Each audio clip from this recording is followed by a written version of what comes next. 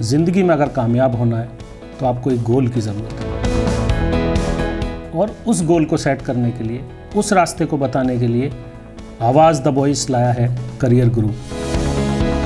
मैं हूं आपका करियर गुरु।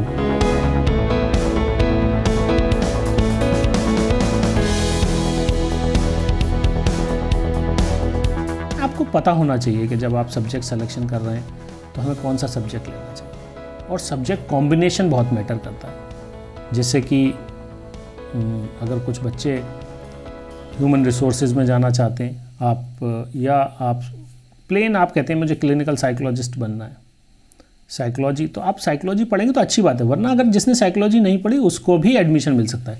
देखिए ये भी बात मैं एक बता दूं कि अगर आप अभी काफ़ी कहते हैं ना डाइवर्सिटी आई है, ख़ास तौर से 11th और 12th के सब्जेक्ट्स को लें हम, उसकी बात करें, उसके अलावा ओपननेस भी आई है। मतलब आप बहुत सारे, आपकी एलिजिबिलिटी बन सकती है बहुत सारे प्रोग्राम्स में। ज़रूरी नहीं है, कुछ प्रोग्राम्स को छोड़ दें। मिसाल के तौर पे अगर हम बीटेक की बात करते हैं तो बीटेक में आपकी मजबूरी है कि आपके पास फिज़िक्स, केमिस्ट्री, मैथ्स होना चाहिए।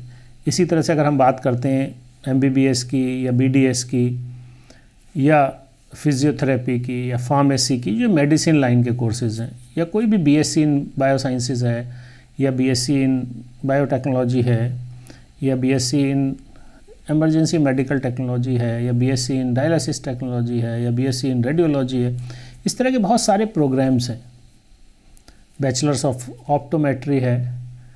इस तरह के किसी भी प्रोग्राम में आप अगर जाना चाहते हैं तो आपको अपना सब्जेक्ट का सिलेक्शन बायोलॉजी करना चाहिए। बायोलॉजी पढ़ने के बाद आप मेडिसिन से रिलेटेड जितने भी हमारे प्रोग्राम्स होते हैं, ख़ास तौर से बैचलर्स प्रोग्राम होते हैं, इसके अलावा भी बहुत सारे डिप्लोमा प्रोग्राम होते हैं, कोई भी प्रोग्राम आप ज्वाइन कर सकते हैं। लेकिन अगर आप physics, chemistry, maths and biology पढ़ रहे हैं, ये मेरा अपना पर्सनल मानना है, मैं यही सजेस्ट करूँगा कि अनलेस कि आपके कोई बहुत स्ट्रॉन्ग रीज़न ना हो तो आपको मैथ्स और बायोलॉजी दोनों साथ नहीं पढ़ने चाहिए। आपका इंटरेस्ट है, आपको मैथ्स में भी बहुत मज़ा आता है, बायोलॉजी भी आपको बहुत अच्छी लगती है, बिल्कुल पढ़िए आप। लेकिन सिर्फ इसलिए मत पढ़िए कि आपके पास इंजीनियरिंग में जाने का भी ऑप्शन रहेगा और आपके पास मेडिसिन में जाने का भी ऑप्शन रहेगा। तो ये दो बिल्कुल डिफरेंट रास्ते हैं। इसको मुझे लगता है कि आपको बिल्कुल भी नहीं ऑप्ट करना चाहिए। लैंग्वेज, वोकेशनल सब्जेक्ट के बारे में और मैं बताना चाहता हूँ। वोकेशनल सब्जेक्ट्स बहुत सारे, तकरीबन सीबीएसई 23 वोकेशनल सब्जेक्ट्स ऑफ़र करता है। किसी में भी आप एक कर सकते हैं। आपका उससे दो फ़ायदे आपको होंगे। एक तो वोकेशनल सब्जेक्ट्स पढ़ने के बाद आपके पास कोई ना कोई एक स्किल सेट डेवलप होगा, आप उसको आगे कंटिन्यू कर सकते हैं। आजकल बहुत सारी ऐसी यूनिवर्सिटीज़ हैं जो स्किल यूनिवर्सिटीज़ हैं, ऑफ़र करती हैं, ख़ास तौर से उन प्रोग्राम्स को ऑफ़र करती हैं जो वोकेशनल से आप पढ़ के आते हैं। उसके अलावा आप डायरेक्ट भी जा सकते हैं, ख़ास तौर से उसी प्रोग्राम में या उसी डिप्लोमा प्रोग्राम में। 10वीं क्लास के बाद आपके पास एक ऑप्शन और होता है कि आप डिप्लोमा इन इंजीनियरिंग में डायरेक्ट एडमिशन ले सकते हैं। बहुत सारे डिप्लोमास होते हैं। अगर हम इंजीनियरिंग के डिप्लोमास की बात करें तो कंप्यूटर इंजीनियरिंग से शुरुआत होकर civil engineering, electrical engineering, electronics and communication engineering, automobile engineering, production engineering, chemical engineering, mechanical engineering, तमाम तर ये कोर्सेज़ रहते हैं जिसमें आप अप्लाई कर सकते हैं 10वीं क्लास के बाद। तो जो लोग अपने 10वीं के बाद अपना एक वोकेशनल या कोई प्रोफेशनल कोर्स की तरफ जाना चाहते हैं, जल्दी एक अपनी पढ़ाई पूरी करना चाहते हैं और प्रोफेशन में आना चाहते हैं, वो 10वीं के बाद डिप्लोमा ज्वाइन कर सकते हैं। आप 12वीं के बाद भी डिप्लोमा ज्वाइन कर सकते हैं, लेकिन अगर आपको अपनी पढ़ाई को जल्दी कंप्लीट करना है, आप जल्दी अपने प्रोफेशन में आना चाहते हैं, जल्दी आप किसी फाइनेंशियल अर्निंग की तरफ आना चाहते हैं, तो आपके लिए डिप्लोमा एक अच्छा ऑप्शन हो सकता है। इंजीनियरिंग में डिप्लोमा होते हैं, 3 साल का ये डिप्लोमा होता है और ये इक्विवेलेंट होता है 12th का भी। यानी कि इसके बाद आपकी एक लेटरल एंट्री होती है। लेटरल एंट्री कहते हैं यानी कि आप सेकेंड ईयर में एडमिशन मिलता है बीटेक में। तो तकरीबन अगर आप 10वीं के बाद डिप्लोमा करते हैं और उसके बाद बीटेक में आते हैं तो आपका कोई भी लॉस नहीं होता। आप अगर 12वीं करके बीटेक करते हैं तो 4 साल का होता है, तो उसमें आपका सिलेक्शन जो है आपका इस तरह से होना चाहिए कि डिप्लोमा आप किस में करना चाहते हैं, किस तरह का आपका शौक़ है, किस तरह का करियर में जाना चाहते हैं, उस तरह का डिप्लोमा आपको ऑप्ट करना चाहिए। इसी तरह से बहुत सारे नॉन इंजीनियरिंग डिप्लोमाज रहते हैं, डिज़ाइन के डिप्लोमाज रहते हैं, जैसे diploma in fashion designing, diploma in interior designing, diploma in architecture, उसके अलावा आपका डिप्लोमा इन अप्लाइड आर्ट्स। बहुत सारे डिप्लोमाज हैं जो आपको हेल्प कर सकते हैं। एक डिप्लोमा है diploma in cosmetology and health, जो आपको ब्यूटी स्पेस में ले जाता है, ख़ास तौर से एस्थेटिक्स कॉस्मेटोलॉजी में ले जाता है उसको। और एक उसकी बड़ी एक डिमांड है, ख़ास तौर से प्रोफेशन में। आप देखिए क्वालिफाइड प्रोफेशनल्स आपको ब्यूटी एंड वेलनेस में बहुत ज़्यादा ज़रूरत है। जो लोग भी मिलते हैं वो बहुत ज़्यादा हाईली क्वालिफाइड नहीं मिलते, इसलिए क्वालिफाइड प्रोफेशनल्स की ज़रूरत होती है। तो 10वीं के बाद आपके पास ऑप्शंस पढ़ाई का है। यस, 11वीं 12वीं आप करते हैं तो आपके पास जो सिलेक्शन ख़ास तौर से सब्जेक्ट्स का है वो आपको बहुत केयरफुली करना है। और इसलिए नहीं करना कि आपको ठीक है, मैं इसलिए नहीं करना कि just for the sake of के मुझे किसी अपने अंकल या आंटी को ये बताना है या अपने किसी रिश्तेदार को ये बताना है कि मैंने साइंस ली हुई है।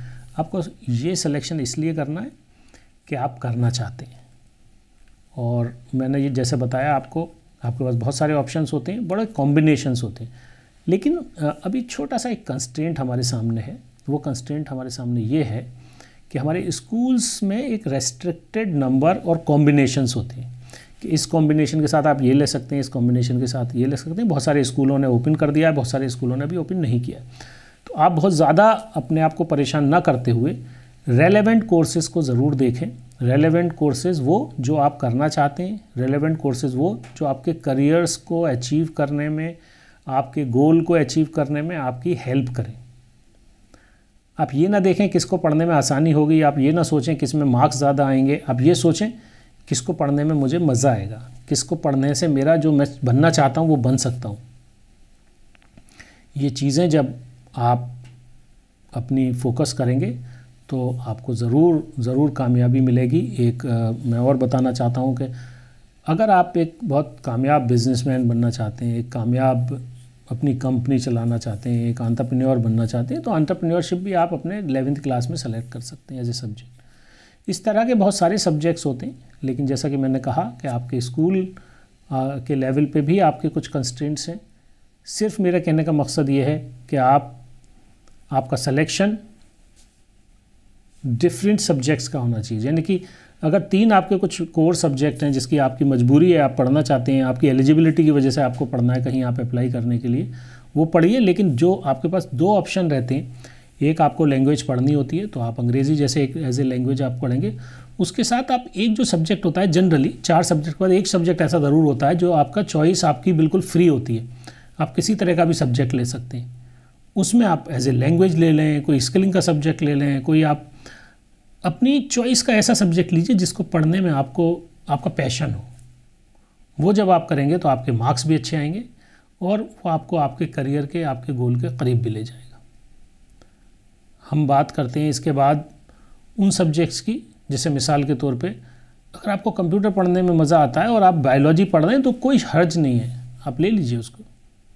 लेकिन अगर कहीं आपकी इस तरह की मजबूरी है कि आपका स्कूल इजाज़त नहीं देता, क्योंकि बहुत सारे स्कूल्स में कॉम्बिनेशंस होते हैं, वो उन्हीं कॉम्बिनेशंस को तरजीह देते हैं, क्योंकि नंबर ऑफ़ स्टूडेंट्स क्लास में होना भी एक उनका एक कंडीशन होती है। तो आपको ये ज़रूर देखना होगा कि आपके स्कूल में क्या क्या कॉम्बिनेशंस हैं, उसमें कौन सा बेस्ट सूटेड कॉम्बिनेशन आपको मिल सकता है। तो मैं आज आपको यही बताना चाहता हूँ ख़ास तौर से कि आपका जो सब्जेक्ट सिलेक्शन है 10वीं के बाद 11वीं में जब जाएं तो कोई कन्फ्यूजन जहन में ना हो, कोई कंपल्जन जहन में ना हो, और मेरिट आपका मजबूरी नहीं होनी चाहिए। अगर आपकी मेरिट आपने अच्छा अचीव किया हुआ है, अच्छे मार्क्स हैं, तो आपको कुछ भी मिल सकता है, आपको साइंस भी मिल सकती है। बहुत सारी जगह पे मेरिट बेस्ड सिलेक्शन होता है, लेकिन 1 या 2 सब्जेक्ट की चॉइस आपको ज़रूर मिल जाती है। किसी वजह से अगर आपको लगता है कि आपके स्कूल ने किस तरह का कुछ सिस्टम बनाया हुआ है जहाँ पर आपको परसेंटेज के हिसाब से आपके साइंस, नॉन साइंस या आपकी कॉमर्स या आर्ट एंड ह्यूमैनिटीज़ मिलती है तो कोई बात नहीं। उसके बाद आप 1 या 2 सब्जेक्ट की चॉइस आपको फिर भी मिलती है, तो आप उस एक सब्जेक्ट को ज़रूर पढ़ सकते हैं उस कॉम्बिनेशन के साथ। और आजकल आने वाले वक्त में जब तक आप 12वीं करके चलेंगे, जब तक NEP पूरी तरह से इम्प्लीमेंट हो जाएगी, यानी कि 2 साल बाद, 3 साल बाद, तो आपके पास और ऑप्शंस होंगे। और जिस तरह से NEP इवॉल्व हो रही है, जिस तरह से हमारी जो एजुकेशन पॉलिसी है, जो अभी हमारी 2020 की NEP 2020 है, वो इतना इनेबल करेगी आपको कि आपकी ये जो एलिजिबिलिटी इश्यूज़ हैं, आपका जो मजबूरी कहते हैं ना, पहले बार बहुत होता था आप अगर ये पढ़ रहे हैं तो ये नहीं पढ़ सकते, ये पढ़ रहे हैं तो ये नहीं पढ़ सकते, ये चीज़ें बहुत कम हो जाएंगी। मोस्ट प्रॉब्ली आपको बहुत सारे ऑप्शंस मिलेंगे आपको आगे पढ़ने के लिए। इसलिए अभी आप बहुत ज़्यादा इस चीज़ को ना फोकस करें कि आप किस तरह का सब्जेक्ट पढ़ेंगे तो आगे चल के आपको उसके करियर में उसको हेल्प करेगा नहीं करेगा। आपको अपना चॉइस से पढ़ना है, इंटरेस्ट से पढ़ना है। अगर आप इंटरेस्ट का सब्जेक्ट पढ़ेंगे तो आपको पढ़ने में मज़ा आएगा, और जब आपको पढ़ने में मज़ा आएगा तो आपकी लर्निंग बहुत हाई होगी, और जब लर्निंग हाई होगी तो आपकी ज़ाहिर है आपकी असेसमेंट, आपके ग्रेडिंग, आपके मार्क्स ऑटोमेटिकली अच्छे आएंगे। और जब आप कॉलेज में जाएंगे 12वीं के बाद, तो उससे रिलेट करता हुआ जब भी आप करियर अपना चूज़ करेंगे उसमें भी आप हमेशा एक्सेल करेंगे। इसलिए आपका करियर गोल, आपका सिलेक्शन ऑफ सब्जेक्ट्स, ये सब इन लाइन होना चाहिए, अलाइंड होना चाहिए, जो आपको आपके करियर को अचीव करने में, करियर के गोल को अचीव करने में हेल्प करे। मैं इस बात के साथ कि आप खूब मेहनत से पढ़ें, इस देश का नाम रोशन करें, अपने माँ बाप का नाम रोशन करें, और एक अच्छी ज़िंदगी, जॉयफुल लाइफ, स्ट्रेसफुल लाइफ नहीं, जॉयफुल लाइफ जिएं। और ये जब ही पॉसिबल है जब आप अपनी चॉइस बेस्ड सिलेक्शन करेंगे, तब आप रियल अपने आप को सेटिस्फाई भी कर पाएंगे और एक अच्छा नागरिक बनते हुए इस देश को आगे बढ़ाने में कंट्रीब्यूट भी कर पाएंगे।